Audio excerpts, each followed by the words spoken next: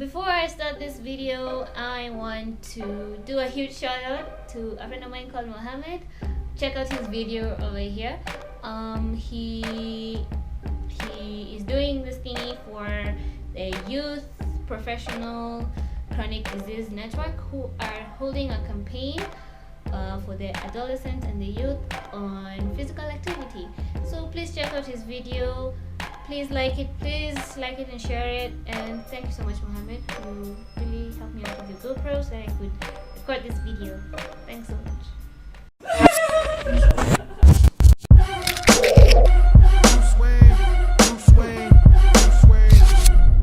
Hi guys. I don't know what to say. Welcome back to my channel, but welcome back to my channel.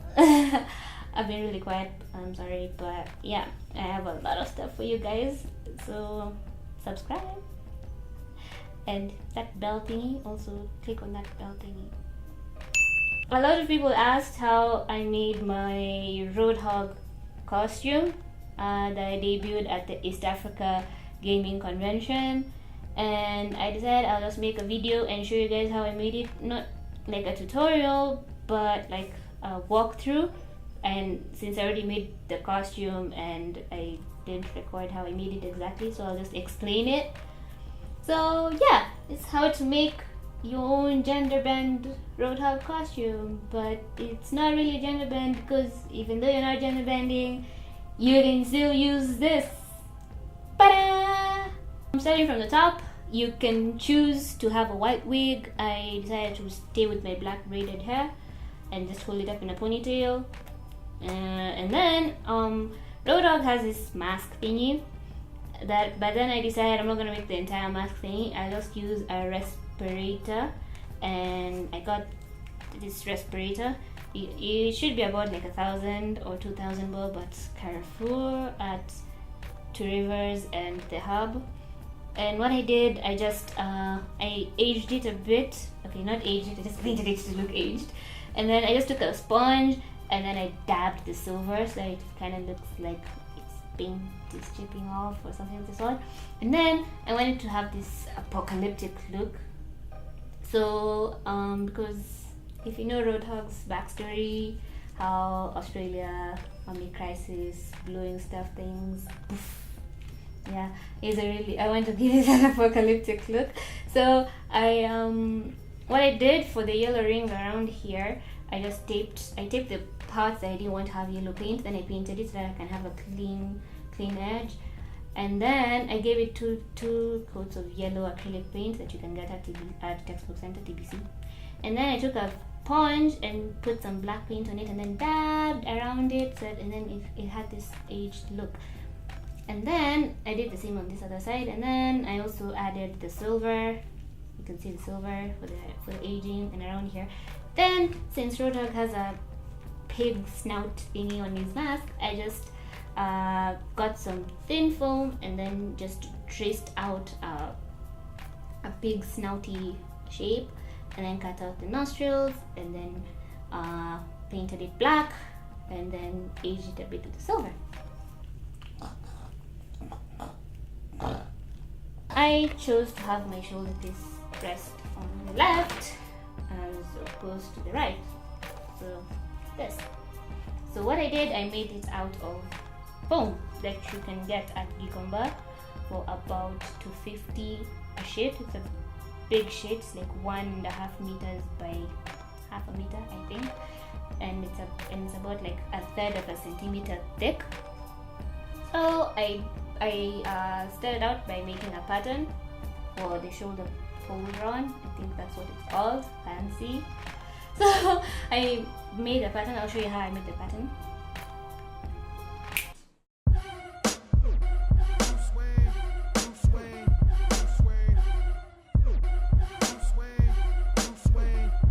I be laughing like the Joker while I Bruce Wayne on him. Bruce Wayne on him, Bruce Wayne on him. Laughing like the Joker while I Bruce Wayne on him. Lead a crew slain on him. They calling me Barack while I Hussein on him. Spew flames on him. Take the cowl off and go Bruce Wayne on him. Spit that high fire like butane on him. They ain't ready, they ain't seen nothing yet.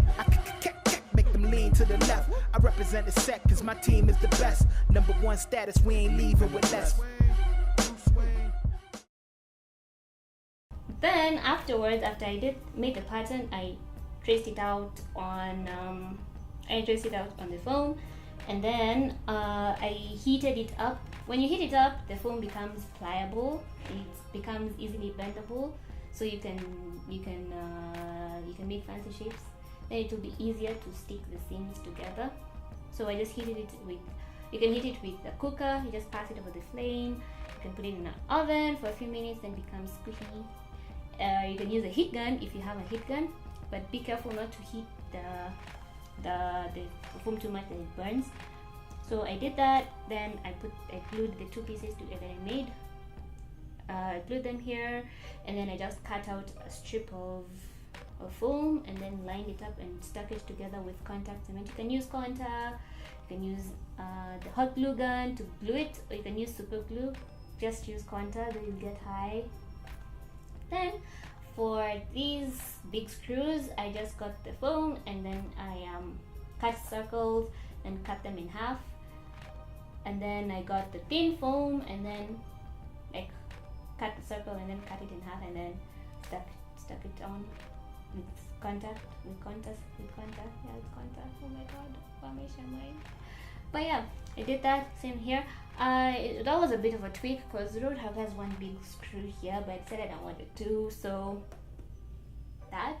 For this tire part, you can even see on this side, I just took about 5 strips of foam, and then you can choose how long you want this to be. You can just take a tape measure and then measure on yourself how long you want it to be. Then you can put it on paper, and then you cut out the strips, and then you heat them up and then bend them, and then it has this shape. Then you can glue it on, and then I made a longer one to hide these other ones over here.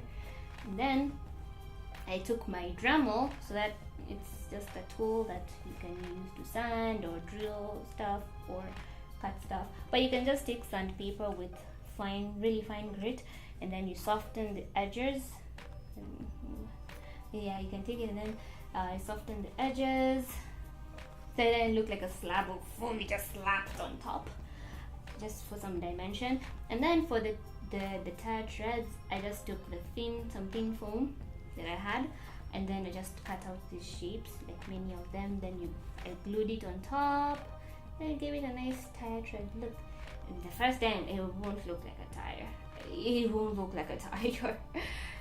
And then I took matte spray paint, and then I sprayed it on top. I took matte because tires really aren't that shiny. You can get it at Textbook Center. I think it's about 500. It's more expensive than the regular spray, but you can just choose to take the regular black spray and then take the matte finish spray paint that's clear and then spray it on top. But I just prefer to take the straight matte black one. Then you can spray it on top. But before you do that, you have to prime it for painting. And the best primer that is cheap is wood glue.